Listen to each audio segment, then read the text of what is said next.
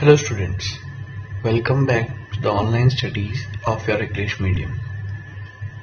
In today's session, you are going to learn about your subject Social Science of Standard 6th. The chapter will be chapter number 16, Local Self-Government, Session 2. We have studied various points in Session 1, now in Session 2. Let's recall the main point. We have seen this hierarchical way, or we can say a diagram in which there are different levels of administration system. In previous chapter we have seen till that village, and now in today's session we will continue with the taluka point. Okay, so taluka panchayat. Taluka Panchayat is at the second level after Gram Panchayat in local self-government. Taluka panchayat जो है वो ग्राम पंचायत के बाद second level पे है। ये चीज हमने आगे देखी। अब ये चीज बनती कैसी है, मतलब जो पंचायत है तालुका पंचायत वो कैसे बनती है, formation. The number of seats of taluka panchayat are decided according to the ratio of population. अब एक तालुका की कितनी पॉपुलेशन है उसके बेसिस पे ही जो तालुका पंचायत की सीट्स है वो डिपेंड करती है। There are minimum 16 and maximum 32 elected members in taluka panchayat. लेकिन फिर भी इसके अंदर कुछ कंडीशंस है, जैसे मिनिमम 16 जो मेंबर्स है दैट मीन्स सीट्स है वो होनी चाहिए, और जो मैक्सिमम है वो कितनी है 32।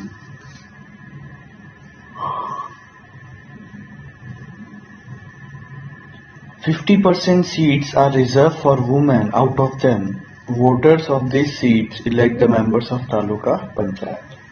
अब इसके अंदर क्या दिया है कि समझो कि फॉर एग्जाम्पल 32 अगर सीट होती है तालुका पंचायत में, तो उसमें 50% सीट दैट मीन्स 16, तो ये सीट 50% जो है वो वुमेन के लिए सेव कर देती है। मतलब जितने भी सीट्स होते हैं टोटल उसमें से आधे सीट पे वुमेन होनी चाहिए। और उसके बाद वोटर्स क्या करते हैं, इलेक्शन जब होता है तो वो अपने मेंबर को सिलेक्ट करते हैं। President and vice president of taluka panchayat are selected by the elected members on the basis of majority. समझो कोई एक पार्टी की मेजोरिटी आ गई और वो इलेक्शन जीत गई, उसके बाद वो पार्टी के जो प्रेसिडेंट और वाइस प्रेसिडेंट है तालुका पंचायत में जो इलेक्ट होते हैं वो कौन करता है, जो इलेक्टेड मेंबर्स है जिसको हमारी कंट्री के सिटीजन ने वोट करके जीता है, उसमें से ये लोग प्रेसिडेंट और वाइस प्रेसिडेंट बनते हैं। As well as from these elected members, executive committee, social justice committee, etc. are formed। और उसके बाद सिर्फ प्रेसिडेंट और वाइस प्रेसिडेंट नहीं, उसके अलावा जो डिफरेंट कमिटी होती है एक गवर्नमेंट के अंदर, वो सब में भी यही मेंबर्स इंक्लूड होते हैं। अब ये हमने अभी तक क्या देखा, तालुका पंचायत का फॉर्मेशन, कि मिनिमम 16 होते हैं सीट्स और मैक्सिमम 32 सीट्स होते हैं। अब इसका एडमिनिस्ट्रेशन वर्क हमें देखना है। The administration head of taluka panchayat is called the taluka development officer, that is TDO। ये याद रखना इंपॉर्टेंट पॉइंट है कि तालुका पंचायत का जो हेड है वो क्या नाम से जाना जाता है, TDO, that means taluka development officer. State government appoints him और हर, he gets the resolution of taluka panchayat implemented। अब जो स्टेट गवर्नमेंट है, समझो आप गुजरात में रहते हो तो गुजरात का जो स्टेट गवर्नमेंट है, जो उसमें मेन पर्सन है, वो क्या करते हैं, ये टीडीओ को अपॉइंट करते हैं। टीडीओ का फुल फॉर्म क्या है? Taluka development officer. Okay. He supervises all the employees of taluka panchayat. They prepare annual budget of taluka panchayat. अब टीडीओ क्या करता है, जो तालुका पंचायत में जितने भी एम्प्लॉयज है, समझ लो हाई लेवल पे, फिर उसके लो लेवल पे, फिर ऐसा, तो मल्टी लेवल पे जितने भी एम्प्लॉयज है उनको सुपरवाइज करता है कि सब सही से काम कर रहे हैं कि नहीं, कहीं कोई गड़बड़ तो नहीं कर रहा। तो ये सुपरवाइज करना किसका काम है? तालुका डेवलपमेंट ऑफिसर का। ठीक है। जैसे आपके स्कूल में सुपरवाइजर्स होते हैं,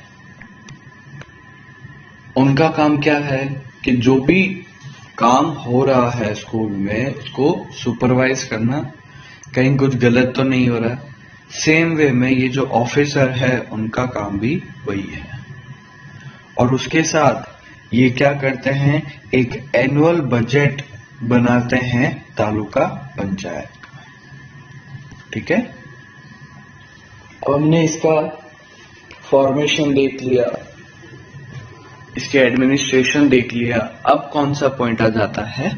फंक्शंस का। सबसे पहला फंक्शन यही होता है, to provide health and hygiene service.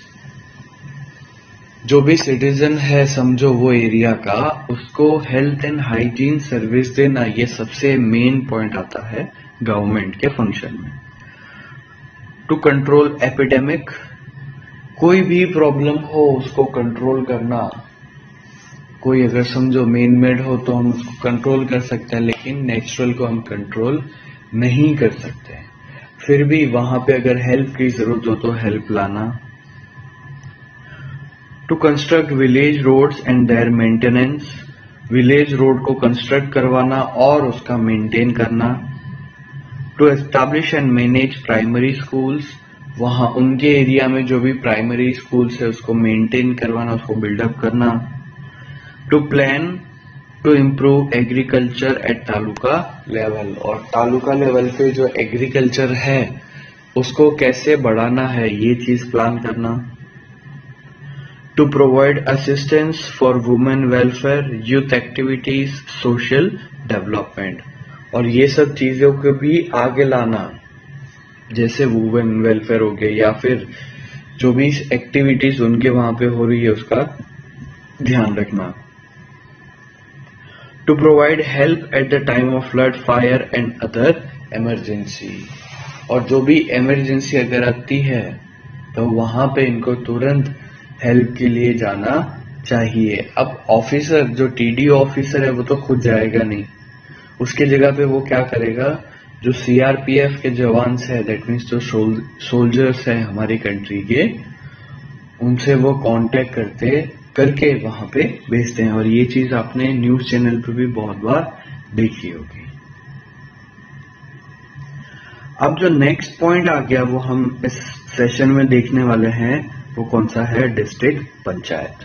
हमने तालुका पंचायत देख लिया, अब कौन सा है? District panchayat. District panchayat is at the third level in the local self government. अगर हम लोकल सेल्फ गवर्नमेंट की बात करें तो उसके अंदर रूरल के अंदर ये थर्ड लेवल पे ये चीज आती है। कौन सी? District panchayat. District panchayat is the top most level of 3 dimensional panchayati राज।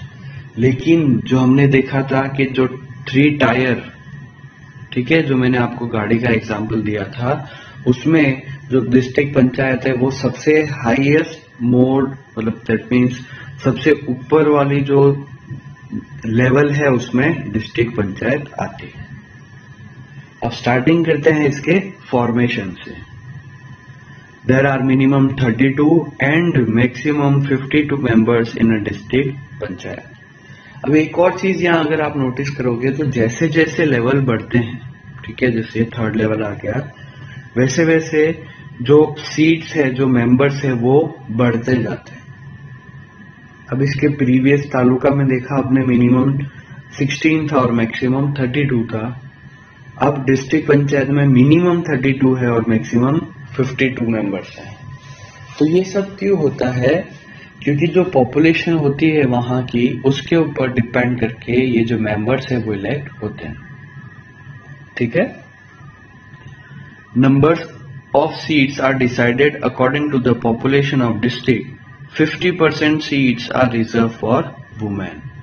फिर वही बात हो गई, सेम चीज है फॉर्मेशन में कि जो मेंबर्स है वो उसके पॉपुलेशन के ऊपर डिपेंड करती है, और फिर भी उसमें से भी जो 50% सीट्स है वो वुमेन के लिए रिजर्व करते हैं गवर्नमेंट।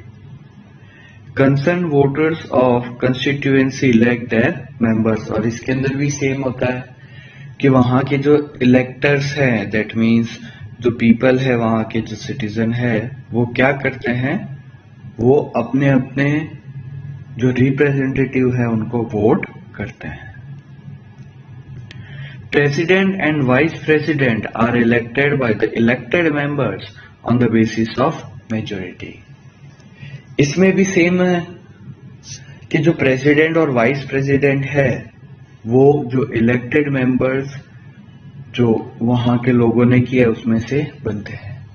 अब ये कॉमन चीज है जो फॉर्मेशन में सब में सेम है, तो ये आपका इजी वे हो गया इसको समझने के लिए। ठीक है, कंफ्यूजन मत होना, इजी है एकदम समझने के लिए। अगर एक पॉइंट आपको समझ में आ गया तो आपको सिर्फ वहां के जो सीट्स है वो याद रखने हैं कि तालुका पंचायत में कितने हैं या फिर दूसरे पंचायत में कितने हैं, सिर्फ आपको सीट्स याद रखने। Different committees like executive committee, social justice committee, education committee, construction committee, health committee etcetera are form with the help of elected members.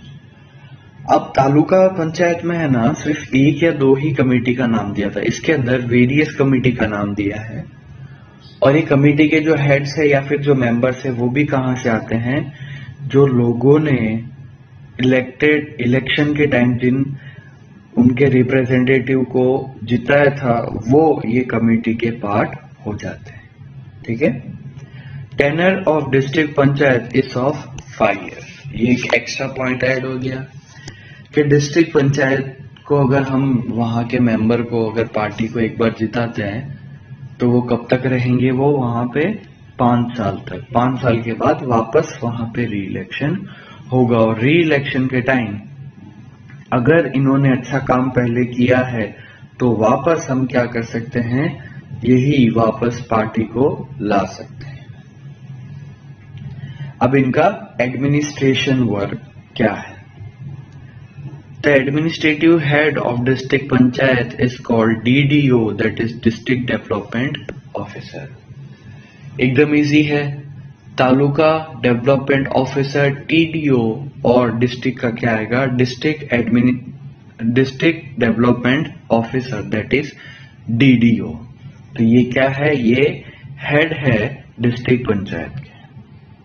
ही और she appointed by the state government, लेकिन इसे कौन अपॉइंट करता है, जो state government है वो।